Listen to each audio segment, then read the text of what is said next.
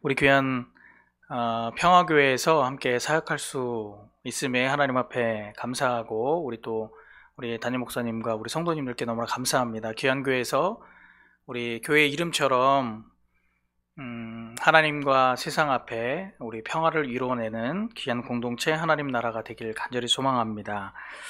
오늘 함께 우리 마가복음 5장 오늘 이야기를 같이 말씀을 통해서 은혜를 함께 나누려고 합니다. 오늘 말씀을 다 읽진 않았지만 제가 오늘 25절부터 34절까지의 말씀을 읽었지만 사실은 저희가 보고 싶은 말씀은 21절부터 우리 43절까지의 말씀입니다. 이 말씀 가운데에는 특별히 두 가지 사건이 등장한다라는 것을 볼 수 있습니다. 첫 번째 사건은 다 읽진 않았지만 예수님께서 이방의 땅에서 사역을 하시다가 다시 그 사역을 마치시고 갈릴리 서쪽 위치한 가버나움이라는 곳으로 이제 오시게 됩니다. 그래서 때마침 사람들이 예수님이 오신다라는 이야기를 듣고 많이 환영하려고 인파들이 몰리게 되지요. 그때 예수님이 오신다라는 이야기를 듣고 회당장 야이로라는 사람이 급하게 예수님 앞에 달려 나아가게 됩니다. 그리고 예수님 앞에 간청을 하기 시작합니다. 지금 딸이 아파 죽어가고 있습니다. 주님, 그 위에 손을 얹으셔서 제 딸 구원받게 살려주십시오 라는 간청을 하게 됩니다. 간절하게 예수님 앞에 간청했습니다. 그래서 예수님이 그 말씀을 들으시고 야이로와 함께 가시기 시작합니다.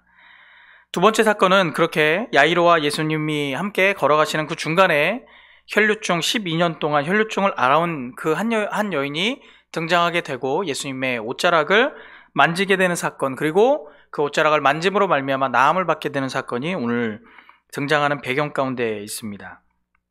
그리고 다시 회당장 야이로의 집으로 계속해서 나아가서 그 딸을 예수님께서 고쳐주시는, 그 모든 문제를 해결해 주시는 이 사건이 오늘 21절부터 43절까지의 내용으로 이루어져 있습니다. 이 혈류증 앓은 여인이 오늘 말씀 가운데 등장하고 있는데요. 특별히 이 본문은 마태복음, 마가복음, 누가복음 이 세 복음서에서 기록되어져 있습니다. 분량으로 보면 마태복음은 3절의 분량으로 짧게 소개가 되어져 있고, 누가복음은 6절을 할애하고 있고, 그리고 마가복음은 10절을 할애하면서 이야기를 하고 있습니다. 다른 점은 무엇인가 하면 이 혈류증 앓은 여인이 얼마나 절망적인 상황 가운데 있었는가라는 것이죠. 그 혈류증으로 앓아온 그 인생 가운데 12년 동안이나 그 아픔과 어려움 가운데 있었던 이 여인, 그 고통과 아픔이 얼마나 깊었는가를 지금 10절을 통해서 10절을 통해서 마가복음에는 설명하고 있습니다. 오늘 특별히 이 두 가지 사건의 공통점이 있는데요. 누가복음 8장 42절 말씀에 보면 야이로의 딸이 12살이라고 등장하고 있습니다. 혈류증 앓은 여인도 이 12년이라는 시간 동안 고통을 당했던 여인이지요. 그래서 이 두 가지 사건 안에는 세 가지의 공통점이 등장하는데, 첫 번째는 12라는 숫자가 등장하고, 두 번째는 여인이었다라는 것, 세 번째는 질병으로 고통 가운데 있었다, 절망적인 상황 가운데 있었다라는 것을 말씀하고 있습니다. 이 이야기를 통해서 우리가 결론적으로 알 수 있는 것이 있다면 이 두 이야기가 모두 예수님을 믿는 그 믿음의 능력이 우리 가운데, 우리로 하여금 무엇을 가능케 하는가라는 것입니다. 오늘 이 질문에 우리가 답을 좀 말씀을 통해서 얻고자 합니다. 당시 회당에는 모든 것을 관장하는 회당장 3명이 있었습니다. 그 중에 한 명이 바로 이 야이로였습니다. 회당을 통치하면서 회당에서 이루어지는 그 업무, 즉 재판을 주관하고 설교자들과 성경 봉독자를 선정하고 또 설교의 심사 감독을 하는 그 업무 일체 모든 것을 담당하는 총괄하는 사람이 바로 이 회당장이었죠. 사회적으로 매우 영향력이 있었던 사람입니다. 그 지역의 모든 사람으로부터 한 몸의 존경을 받는 사람이 바로 이 회당장이었습니다. 회당장은 아무것도 부러울 것이 없는 사람이지요. 가장 유명한 사람이고 가장 능력이 많은 사람이고 그 사람이 말하면 모든 것이 다 되는 그런 능력이 있는 사람이었습니다. 실제로 회당장 그 아래에는 많은 수하들이 있지요. 그래서 그 수하들을 거늘면서, 종처럼 거늘면서 일했던 사람이 바로 이 회당장입니다. 비록 이 회당장 야이로가 서기관들이나 바리새인들처럼 일반적으로 예수님을 대항하는 유대 지도자들, 이 그룹에 속하여 있었지만 여기에서는 이 회당장 야이로가 논쟁하려고 하는 것이 아니라 자신의 딸의 그 아픔을 치유하기 위해서 예수님께 도움을 청하려고 왔다라는 것을 우리가 알 수 있습니다. 그런데 이러한 회당장 야이로 남 부러울 것 없는 모든 권세와 명예와 모든 것을 가지고 있었던 이 회당장 야이로가 예수님 발 아래 엎드리기 시작합니다. 사회적으로 상당한 위치에 있었던 이 회당장, 한낱 떠돌이 전도자로 보였을 그 예수님, 목수로 보였을 그 예수님께 자신을 낮추는 행위를 지금 회당장 야이로가 보이기 시작했다라는 것이죠. 자기의 근본적인 문제를 해결하기 위해서 그 답을 얼마나 이 회당장 야이로가 찾아봤겠습니까? 얼마나 이 딸의 그 병을 고치기 위해서 수많은 곳을 다니고 수많은 약을 찾고 수많은 의사들을 만나면서 이 병을 고치려고 했을까요? 그런데 그 방법을 찾을 수가 없었다라는 것이죠. 그래서 이 모든 권세를 가지고 있는 이 회당장이 한 가지 마지막으로 했었던 그 일은 바로 주님 앞에 엎드리는 것이었습니다. 그리고 주님 앞에 주님 내 딸 좀 살려주십시오. 이렇게 간구하는 것이지요. 이 사실을 통해서 회당장 야이로가 지금 얼마나 간절했는가, 그가 얼마나 그 딸 때문에 위급한 상황이었는가를 우리가 짐작해 볼 수 있습니다. 그래서 주님은 이 야이로의 안타까움을 알으시고 들으시고 야이로의 집으로 발걸음을 옮기기 시작합니다. 이어서 이렇게 이 야이로의 딸의 이 절망적인 상황, 죽음을 앞두고 있고 총각을 다투고 있는 그 상황 가운데 절망적인 상황의 한 사건이 또 등장하게 됩니다. 12회를 자신의 질병을 통해서 고쳐보려고 했던 그 한 여인, 혈루증을 앓았던 수많은 사람들을 뚫고 예수님 앞에 나아가기를 원했던 그 한 여인이 오늘 등장하고 있습니다. 우리 한번 생각해 보시겠습니까? 만약 12살이었던 야이로의 딸, 12살 되었던 그 해에 아팠기 때문에 적어도 이 딸은 11년 동안은 행복하게 살았을 수 있겠지요. 11년 동안은 가족들과 함께 즐거운 시간을 보냈을 수 있겠지요. 그렇지만 이 풍요로운 삶 가운데 찾아온 이 죽음의 그림자가 이 어린 딸에게 이 소망을 절망으로 바뀌어 놓는 상황이 되어 버렸습니다. 사람이 자신이 건강하다라고 자부하고 그리고 자신이 정말 열심히 살아가고 있는 그 상황 가운데, 그런데 자신이 죽게 될 것이라고는 한 번도 생각하지 못하고 그런 상상조차 되지 않았던 그 건강한 삶을 살아가고 있는 그 상황 가운데 갑작스럽게 찾아오는, 그리고 내가 전혀 예상치 못했던 그 상황 가운데 내가 병으로 죽게 되어진다라고 이야기를 들었을 때에는 그 마음이 실로 이루 말할 수 없는 그 아픔과 어려움이 있었겠지요. 너무 괴롭고 수많은 생각들이 머리 가운데 스쳤을 것입니다. 우리가 드라마나 우리 상황 가운데 보면 이렇게 암에 걸리거나 청천벽력 같은 그 이야기를 들었을 때에 어떻게 나에게 이런 고통이 올 수 있는가 라는 고민들이 우리 가운데, 어려움들이 우리 가운데 찾아오기 시작하지요. 예상치 못한 엄청난 그 고통 찾아왔을 때에 그 고통을 감당하기 너무 어려운 것이지요. 이러한 고통이 지금 12살 된 딸, 이 딸이 겪고 있는 상황이고 회당장 야이로, 아빠인 야이로가 보고 있는 상황입니다. 그런데 반면에 본문에 나와 있는 이 혈루증 앓은 여인에게 있어서 12회, 그 세월이 이 여인이 얼마나 살았는지는 본문에 등장하고 있지 않기 때문에 몇 살인지는 우리가 가늠할 수 없지만 적어도 12년 동안 육신의 질병 가운데 어려움을 당했다는 것은 우리가 알 수 있습니다. 육신적인 고통 가운데 살았던 이 여인, 육신적인 고통뿐만 아니라 철저하게 사람들에게 외면당하고 소외됐던 사람이 바로 이 혈루증 앓은 여인이었습니다. 중환병에 걸리면 우리가 집에서 식구들과 함께 이 병을 고치기 위해서 애를 쓰고 힘쓰면 그 병에 걸린 사람이 그래도 힘을 얻고 소망을 발견하고, 그래 내가 가족들 때문에 좀 더 살아봐야 되겠다, 힘을 내야 되겠다, 고쳐봐야 되겠다, 일어서야 되겠다라는 마음이 우리 가운데 들기 마련입니다. 그런데 이 여인은 그렇게 할 수가 없었습니다. 한번 생각해 보시죠. 만일 이 여인이 남편을 둔 아내라면, 자식을 둔 어머니라면 무려 12년 동안 사랑하는 가족들과 손을 잡을 수가 없습니다. 그 사랑하는 가족 품에 그 안고 함께 이야기 나눌 수가 없는 것이지요.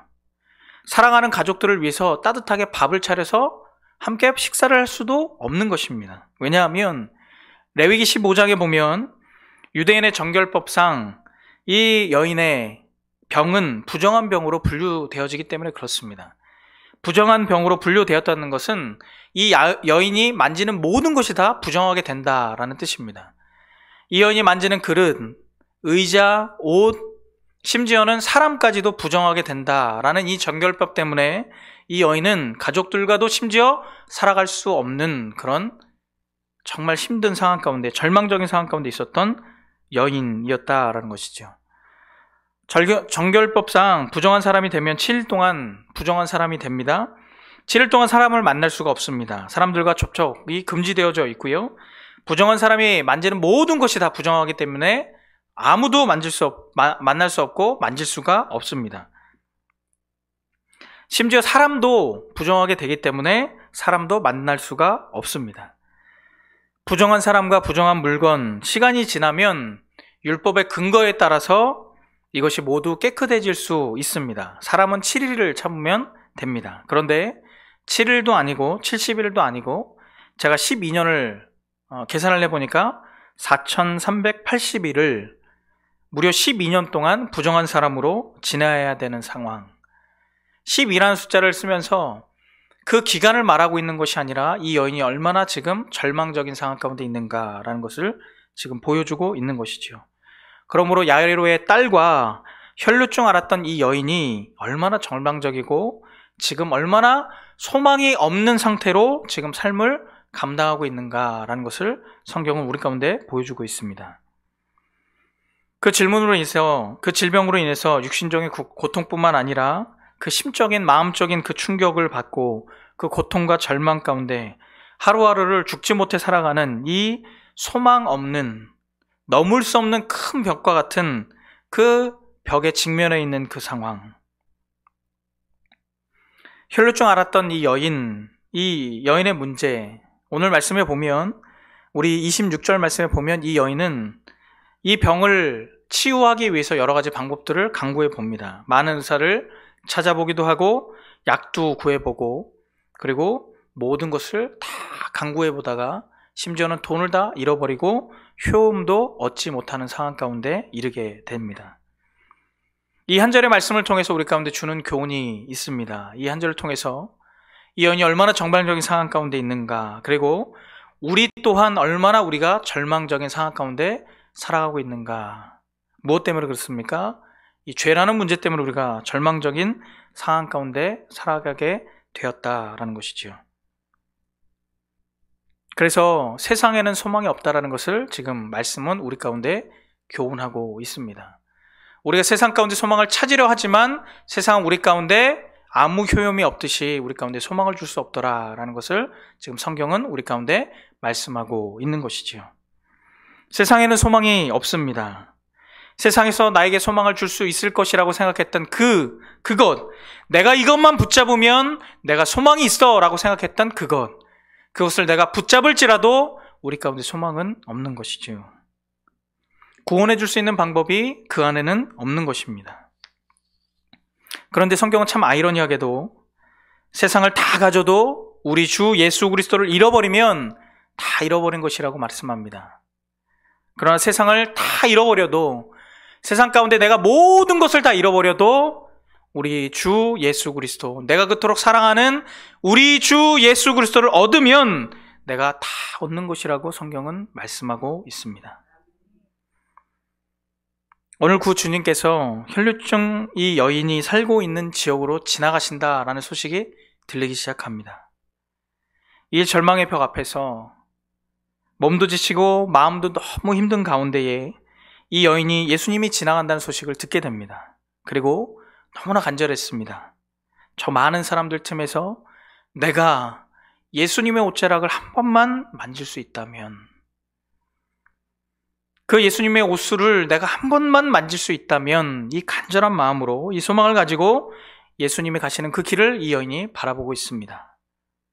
그런데 선뜻 갈 수가 없는 것이지요. 왜냐하면 수많은 사람들을 이 여인이 뚫고 지나가야 되기 때문에 그렇습니다. 말씀드렸듯이 정결법상 사람을 만지면 부정하게 되기 때문에 이 여인이 그 수많은 사람, 예수님이 따라가는 수많은 사람들을 헤집고 들어가서 예수님의 옷자락을 만진다는 것은 이 여인에게는 참으로 어려운 일이었습니다. 왜냐하면 자신이 지나가면 그 지나가며 스치는 모든 사람들이 다 부정하게 되기 때문에 그렇습니다. 심지어는요, 누구까지도 부정하게 됩니까? 마지막에 예수님의 옷자락을 만졌을 때에 예수님까지도 부정하게 된다라는 이 부담감. 이러한 생각을 했을 이 여인, 그런데 이 혈류증 앓은 여인, 그래도 내가 예수님 한번 붙잡아, 그 앞에 가서 예수님의 옷자락을 붙잡아야 되겠다라는 그 작은 믿음을 가지고 주님 앞에 나아가기 시작합니다. 지금의 이 절망적인 상황 속에서 예수님의 옷자락을 만질 수만 있다면 내가 회복되어질 것이라는 그 작은 믿음, 이 믿음을 가지고 한 발 한 발 이 여인이 발자국을 움직이기 시작합니다. 그래서 사람들 몰래 예수님의 옷자락을 만지고 빨리 그 틈새에서 나오게 되는 것이죠. 겨자씨 한 알 같은 정말 작은 믿음으로 예수님의 겉옷에 손을 댔고, 놀랍게도 손을 대는 즉시 어떻게 됐냐면 이 여인의 병이 낫다, 혈루증이 말랐다라고 이야기를 합니다. 그 만진 동시에 이 여인도 깜짝 놀라는 것이죠. 내 몸에서 벌써 반응이 나타난다는 것을 이 여인이 알았습니다. 그런데 그 기쁨도 표현할 수 없을 정도로 그 순간의 찰나에 이 여인에게 예기치 않는 상황이 발생됩니다. 그것은 이 여인이 예수님의 옷자락을 만졌을 때에 예수님도 동시에 자신의 능력이 나가신 줄 아셨기 때문에 그렇습니다. 그래서 제자들에게, 사람들에게 묻는 것이죠. 누가 내게 옷에 손을 대었느냐라고 예수님이 물으시고, 이 부정한 여인이 많은 사람들 앞에서 공개되어져 버리는 상황이 발생되어집니다. 이때에 이 여인이 공개되어져 버렸습니다. 이 부정한 여인이 공개되어지는 그 장면 가운데 본인에게는 많은 사람들의 그 눈초리와 예수님이 왜 자기에게 이렇게 많은 사람들 앞에서 공개하셔서 이렇게 수치심과 그 죄의식을 나에게 주시는 걸까라는 그 생각이 마음 가운데 확 밀려오기 시작합니다. 얼굴이 빨개지겠지요? 사람들 얼굴을 볼 수가 없습니다. 얼굴을 들 수가 없습니다. 심상치 않는 주위의 사람들의 분위기가 흐르기 시작합니다. 왜 하필 예수님이 그냥 가게 놔주시면 좋았을 텐데 이 많은 사람들 앞에서 나를 공개하셨을까? 모든 사람들의 시선이 이제 예수님께로 향하기 시작합니다. 예수님의 그 입가로 모든 사람들의 이 시선이 집중되기 시작합니다. 무슨 말씀을 하실까? 모든 사람들이 집중하는 그 상황, 사람들의 생각에는 예수님 자신도 부정하게 만든 이 여인, 그 율법으로, 말씀으로 어떻게 책망하실까? 지금 그것을 보고 싶은 것이지요. 이 여인은 허락도 없이 함부로 옷을 만졌기 때문에 예수님의 권위에 손상을 시켰다라는 것을 사람들, 그리고 예수님도 아셨기 때문에 그렇습니다. 당시 1세기에 랍비 문헌에 보면 의인들이 입는 옷이 있지요. 예수님도 의인이시기 때문에 그 옷을 입고 다니는데 그 의인의 옷자락에 하단에 보면 옷술이 있다고 합니다. 그래서 이 옷술을, 그 의인의 옷술을 함부로 만지면 처벌을 받는다고 합니다. 사람들은 예수님이 이 여인 옷을 만졌기 때문에 이 여인을 어떻게 처벌하실까? 지금 보고 있는 것이지요.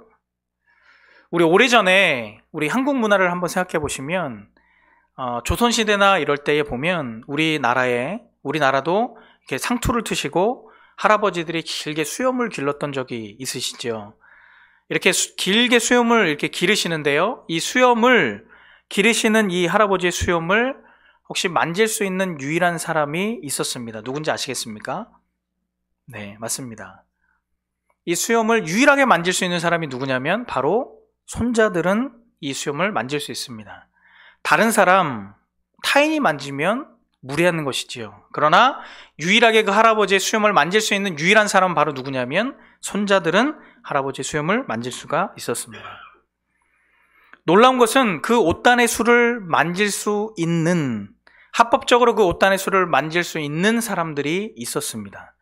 의인의 옷단에 술을 만질 수 있는 유일한 사람들은 바로 그 옷단 술을, 그 옷을 입고 있는 가족들, 자녀들은 그 옷을 만질 수가 있었습니다. 자녀들은 아버지의 그 옷단 술을 만져도 아무런 법적 조치를 받지 않는 것이지요. 군중의 관심은 예수님께 지금 쏠려 있습니다. 예수님이 이 여인에게 어떤 이야기를 하실까? 어떤 책망을 하실까? 어떤 벌을 내리실까? 지금 초미의 관심사를 두고 있는데 예수님의 그 첫 마디가 놀라운 말씀을 지금 선포하고 계십니다. 그 말씀이 34절 말씀에 등장하고 있지요. 한번 보시겠습니까? 예수께서 이르시되, 그 첫 마디가 바로 따라 라는 말이었습니다. 이 여인이 가지고 있었던 그 수치심과 죄의식과 그 마음의 두려움과 그 어려움, 그 사람들의 눈초리가 예수님의 이 한마디에 다 녹아져 내리는 상황입니다. 이 여인도 예수님께서 나에게 어떤 책망을 하실까 두렵고 떨리는 마음으로 그 앞에, 발 앞에 무릎을 꿇고 앉아 있었을 터인데, 예수님은 오히려 이 여인에게 놀라운 말씀을 하고 계시죠. 따라.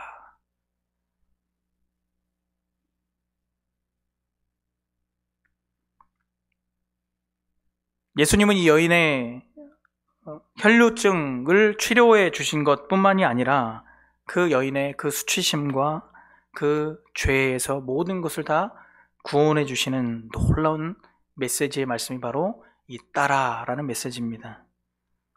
그래서 예수님께서 따라 내 믿음이 너를 용서했기 때문에 평안히 가라 라고 말씀하시지 않고 무엇이라고 말씀하십니까? 따라 내 믿음이 너를 구원하였으니 평안히 가라. 평안히 가라.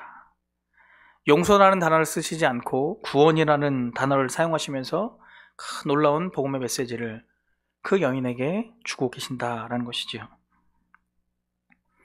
다시 이 말씀을 야이로의 이야기와 한번 연관해 보겠습니다. 간절한 심정으로 나의 모든 아픔과 절망, 어떤 누구에게도 나를 대신할 수 없는 이 고통의 짐을 안고 있었던, 그래서 예수님 앞에 엎드려서 그 지위도 체면도 다 무시하고 그 간절함과 절박함과 그 사모함으로 나아가서 예수님 앞에 엎드렸던 이 회당장 야이로에게 예수님은 의도적으로 혈루증 앓은 여인을 고쳐주시면서 이 여인을 고쳐주는 중간에 딸이 죽었음에도 불구하고 그 절망 가운데 빠진 이 야이로에게 보여주고 싶은 것이 있었습니다. 예수님은 무엇이냐 하면 이 여인, 혈루증 앓은 이 여인, 예수님 앞에 간절하게 나와서 그의 옷자락을 붙잡고 주님 앞에 회복되어지고 주님 앞에 은혜를 입는 이 놀라운 축복을 이 야이로도 경험하게 되길 원하셨다라는 것이죠. 성경을 기록할 때에 성경에 구성의 법칙이라는 것이 있습니다. 오늘 말씀 가운데 샌드위치 기법이라는 것이 오늘 말씀 가운데 등장하고 있는데요. 샌드위치 기법은 샌드위치 이렇게 두 개, 샌드위치가 빵이 앞뒤로 있지 않습니까? 그 다음에 그 안에 이렇게 안골을 넣죠. 이렇게 뭐 샐러드라든지 필요한 것들을 이렇게 넣어서 우리가 샌드위치를 딱 만들어가지고 빵을 먹지 않습니까? 이 샌드위치 기법이라는 것은 두 개의 한 사건을 앞과 뒤에 놓고 그리고 가운데의 핵심 내용을 이야기를 하면서 여기에 핵심 내용이 이 겉에 있는 내용의 핵심이다라는 것을 말씀할 때에 그것을 표현할 때 쓰는 기법입니다. 오늘 야이로가 앞뒤로 지금 배치가 되어 있고 그리고 그 중간에 이 혈루증 앓은 여인의 이야기가 딱 들어가 있습니다. 야이로에게 예수님이 하고 싶으셨던 정말 중요한 메시지는 이 야이로가 가던 도중에 딸이 죽었습니다. 그때에 이 여인의 믿음을 봐라. 그럼에도 불구하고 나에게 간절하게 나왔을 때에 이 아이를 고쳐줬던 것처럼 너의 아이도 내가 고쳐준다. 그 모든 질병과 환경과 상황 가운데에서 내가 고쳐준다라는 것을 예수님이 말씀하시기 위함이셨습니다. 제가 말씀 서두에 12라는 숫자가 공통적으로 들어간다라고 말씀을 좀 드렸습니다. 우리 성경을 보시면서 12라는 숫자를 딱 들으시면 연상되는 것들이 혹시 있으실까요? 12제자가 등장하시죠? 또 있으실까요? 12제자는 신약에 등장하고 또 12지파는 구약에 등장하죠. 유대인들 안에서는 이 10이라는 숫자가 완전 숫자입니다. 그래서 이 12, 12제자, 12지파를 통해서 하나님 나라를 이루어가는 성도들을 뜻하는 이 12, 12라는 숫자를 표현하고 있는데요. 오늘 참 아이러니하게도 12살 된 딸과 12년 동안 혈류증을 앓았던 이 여인에게 이 절망과 소망 없는 정말 이 세상에서 그 방법을 찾아볼 수 없는 이 여인에게, 이 딸에게 12라는 숫자가 지금 기록되어져 있다는 것이죠. 세상이라면 최고의 고통으로 인해서 소망, 회복도 없이 어떻게 나에게 이런 일이 있을 수 있을까? 내가 그토록 노력했는데 어떻게 나에게 이러한 병, 이런 어려움, 이러한 고통이 나에게 있을 수 있을까? 세상 가운데 우리가 세상만 부딪히면 우리 가운데 이런 불평과 불만과 낙담과 좌절, 그래서 소망 없이 살아갈 수밖에 없는 인생이 바로 우리의 인생이겠지요. 이것만큼 불행한 것이 어디 있겠습니까? 그러나 오늘 이 12라는 숫자를 통해서 동시에 최고의 완벽하게 지금 고통이 찼던 이 여인, 두 여인에게 지금 누가 찾아오셔서 다시 완벽한 회복으로 회복시켜 주시는지를 보여주는 사건이 바로 오늘 두 가지 사건입니다. 그분이 누구십니까? 우리 주 예수 그리스도이십니다. 이 치유의 핵심은 바로 예수님 앞에 간절히 나아가서 믿음으로 붙잡아 주님 앞에 엎드리는 것, 이것이겠지요. 겨자씨 한 알 정말 보이지 않는 그 믿음, 보잘것없는 믿음이지만 예수님은 그 믿음을 통해서 역사하신다라는 것을 지금 말씀하고 있습니다. 혹시 말씀을 우리가 묵상하면서 또 말씀을 들으시면서 혹시 나에게도 이런 연약함, 절망, 이런 부정함, 나의 연약함, 그래서 예수님께 나아가는 그 벽들이 생기고 어려움이 생기고 나에게 힘듦이 생겨서 예수님 앞에 나아가지 못하는 나의 모습들이 혹시는 없지 않으신가요? 그런데 예수님은 우리 가운데 찾아오셔서 말씀하십니다. 딸아, 아들아, 나에게 오면 회복되고 은혜가 있다. 주님 말씀하십니다. 주님은 한 번도 우리가 주님 앞에 나아갔을 때 너 안 돼, 너 부정하니까 여기 오면 안 돼, 너 어떻게 여기 올 수 있어, 부정하니까 안 돼 라고 말씀하시지 않고 우리가 나가는 그 자리에 주님 찾아오셔서 우리 가운데 딸아, 내 믿음이 너를 구원하였으니 평안히 가라. 주님 우리 가운데 그 회복의 메시지를 날마다 허락해 주시는 줄 믿습니다. 이것이 오늘 이 밤에 우리가 함께 듣고 싶은 그 주님의 마음이라고 생각되어집니다. 우리를 부르시고 치유하시고 회복하시고 딸아 아들아 부르시는 그 주님의 음성, 우리가 평생의 그 주님의 음성을 들으면서 우리가 봐야 될 그 주님, 그러나 세상 보지 않고 우리가 날마다 주님만 바라보고 주님 이 세상 가운데 우리 살아가지만 그 너머에 역사하시는 그 주님의 손길이 있음을 우리가 늘 기억하고 살아갈 수 있는 저 우리 성도님들 되길 소망합니다. 우리 가운데 때론 절망이 있지요. 어려움이 있습니다. 분명 이 여인들처럼 우리 가운데 오는 여러 가지 힘듦이 있을 수 있습니다. 그러나 우리 신앙인들은 거기서 주저하지 않고 낭망하지 않고 다시 일어설 수 있는 유일한 힘이 있습니다. 그 힘이 누구에게 있습니까? 우리 주 예수 그리스도에게 있다는 것을 우리가 기억하면서 날마다 그 신앙의 걸음이 더디고 힘들지라도 주님이 나와 함께 걸으신다는 것을 기억하시고 날마다 힘있게 그 귀한 믿음의 발걸음 해나가실 수 있는 은혜가 있길 간절히 소망합니다.